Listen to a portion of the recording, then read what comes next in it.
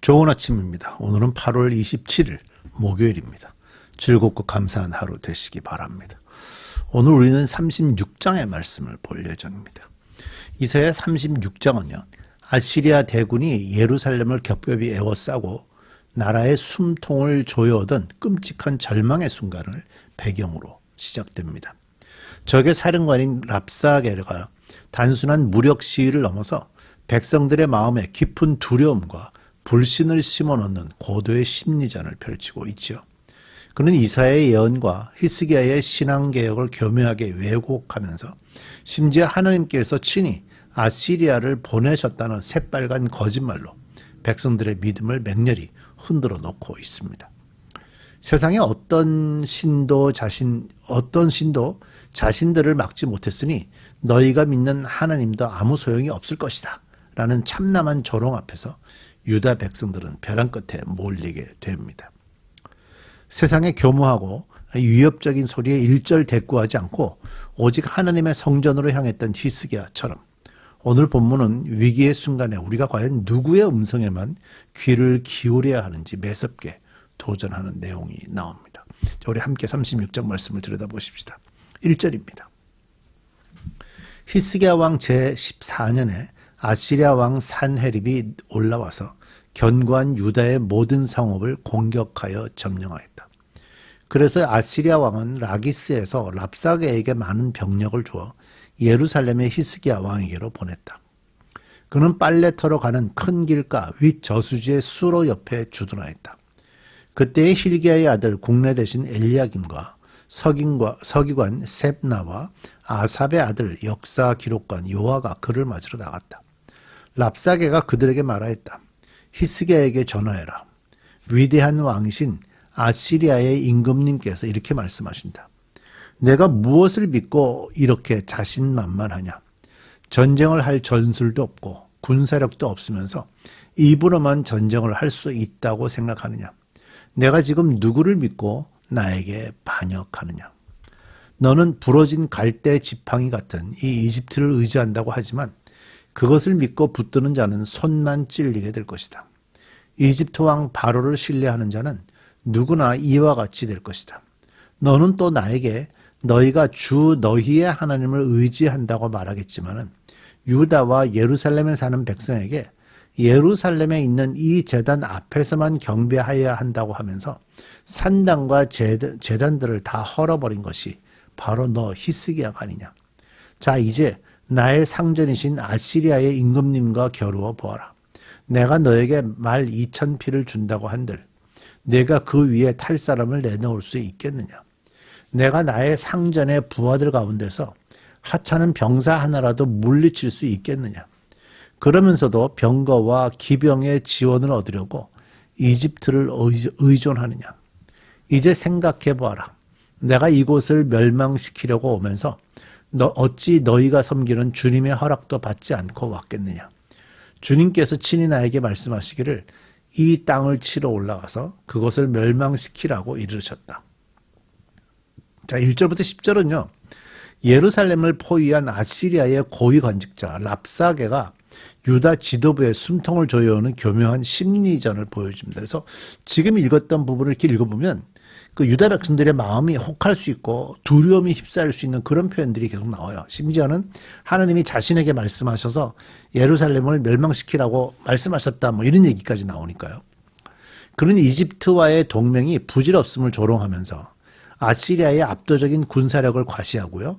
유다의 무력함을 뼈아프게 찌르고 있어요.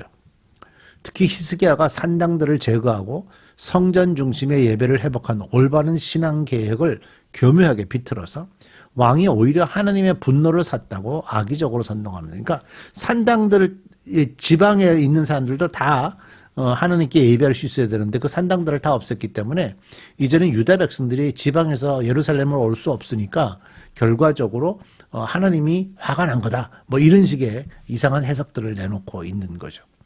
이는 개혁에 온전히 호응하지 못하던 일부 백성들의 불만을 파고들어서 유다의 내부를 철저히 분열시키려는 악랄한 전술이라고 볼 수가 있죠. 심지어 그는 선지자 이사야의 예언까지 교활하게 발췌해서 하나님께서 친히 아시리아를 보내서 유다를 치게 하셨다는 그런 거짓말, 마지막에 나왔죠. 그런 거짓말로 신앙의 근간을 맹렬히 흔들어 놓습니다. 이처럼 악한 세상은 진리와 거짓을 섞어서 우리의 믿음을 조롱하고요. 우리가 끝까지 신뢰해야 할 하나님마저 의심하도록 끊임없이 우리를 공격해 옵니다.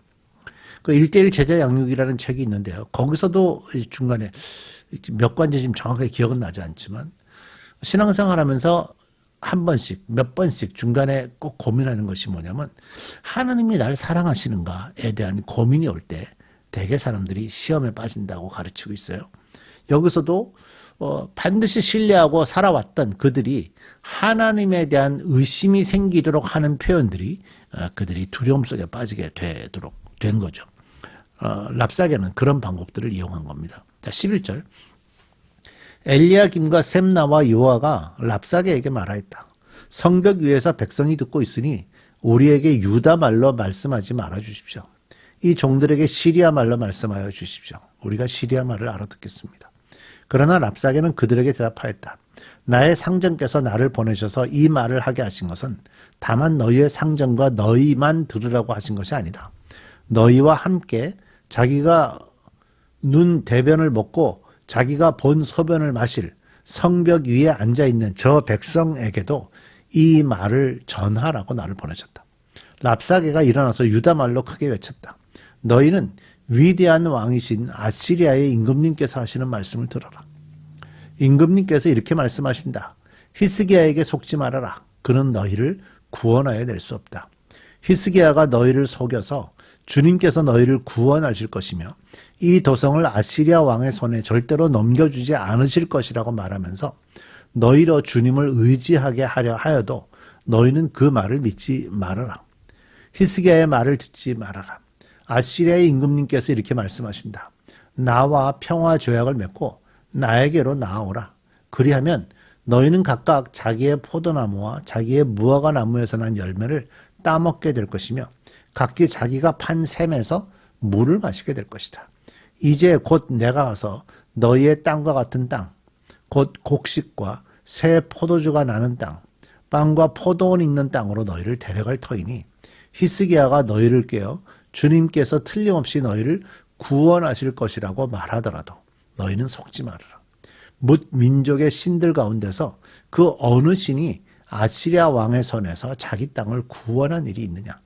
하맛과 아르밧의 신들은 어디에 있으며 스발와임의 신들은 또 어디에 있느냐? 그들이 아시리아를 나의 손에서 건져내었느냐?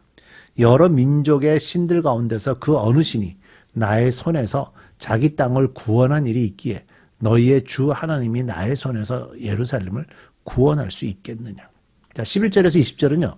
랍사게가 유다의 관리들을 노골적으로 무시하면서 예루살렘 성벽 위의 백성들을 직접 겨냥해서 선동하는 악랄한 회유가 있고요. 조롱이 들어가 있는 그런 메시지 내용이죠. 그는 히스기야 왕을 신뢰할 수 없는 사기꾼으로 매도하고 있고요. 영적 지도자와 백성 사이의 신뢰를 철저히 끊어놓으려고 하고 있어요. 항복하기만 하면 아시리아 왕이 평화롭고 풍요로운 새 땅을 주겠다라는 달콤한 거짓말을 하고 있고요. 하느님이 주신 언약의 땅에 대한 백성들의 소망을 뺏으려고 하고 있죠. 그의 연설은 세상 열국의 그 어떤 신들도 아시리아의 거대한 힘 앞에서 자기 백성을 견뎌내지 못했다라는 맹렬한 조롱이 뒷부분에 나오죠. 심지어 북이스라엘 사마리아도 같은 하나님을 믿었지만 결국 아시리아에게 패망하지 않았느냐라면서 전능하신 하나님을 무능한 이방의 우상들과 똑같이 깎아내리는 그런 조롱이 여기 담겨 있어요. 이처럼 악한 세상은 위기의 순간에 달콤한 타협안을 제시하면서 우리가 믿는 하나님도 세상의 거대한 힘 앞에서는 결코 우리를 구원할 수 없을 것이라는 치명적인 거짓말로 우리 영혼을 위협하고 있습니다. 자, 마지막 21절, 22절이요. 백성은 한마디도 대답하지 않고 조용히 있었다. 그에게 아무런 대답도 하지 말라는 왕의 명령이 있었기 때문이다. 힐기야의 아들 국내 대신 엘리야김과 서기관 셈나와 아삽의 아들 역사 기록관 요한은 울분을 참지 못하여 옷을 찢으며 히스기야에게 돌아와서 랍사게의 말을 그대로 전하였다. 이 랍사게의 교묘하고 위협적인 연설을 듣고서도 백성들은 히스기야 왕의 지혜로운 명령에 따라서 한마디도 대꾸하지 않고요. 철저히 침묵을 지키게 됩니다. 진리와 거짓을 교활하게 뒤섞어 신앙을 흔들려는 악한 세력의 선동 앞에서는 어설픈 인간적 논리나 변명으로 맞설 가치주자 없기 때문입니다. 세상에 하나님의 말씀을 악의적으로 왜곡하여서 두려움을 조장하게 될 때 인간적인 방법으로 변론하는 것은 오히려 적의 덫에 깊이 빠져들어가는 일이 되는 거죠. 위기의 순간 백성들은 적과 타협하거나 두려움에 요동치는 대신에 세상의 조롱에 귀를 닫고 묵묵히 하나님을 향해 서 있습니다. 그들은 벼랑 끝에서 살려낼 진정한 대답과 구원의 능력은 세상의 협상장이 아니라 오직 하나님의 성전에서만 흘러나올 것임을 굳게 믿고 있었기 때문입니다. 결국 36장은요. 사방이 가로막힌 절망의 위기 속에서 거짓으로 위협하는 세상의 소리에 철저히 침묵하고 오직 하나님께만 나아가 엎드리는 것이 곧 참된 영적 승리의 시작임을 우리에게 깊이 묵상하도록 돕고 있죠. 우리 기도하겠습니다. 우리의 귀는 항상 현실이 중요하다 보니까 세상에서 들리는 다양한 음성들이 우리에게 영향을 끼칩니다. 귀가 얇으면 얇은 만큼 더 많은 영향으로 삶이 흔들리게 되는데 오늘 이 말씀에서 우리가 다시 한번 다짐하고 또 다시 인정해야 될 부분은 오직 우리 귀에는 하나님의 말씀만이 흘러야 된다는 사실입니다.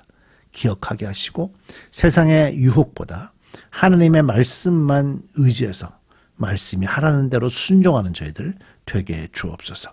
예수님의 이름으로 기도드립니다. 아멘.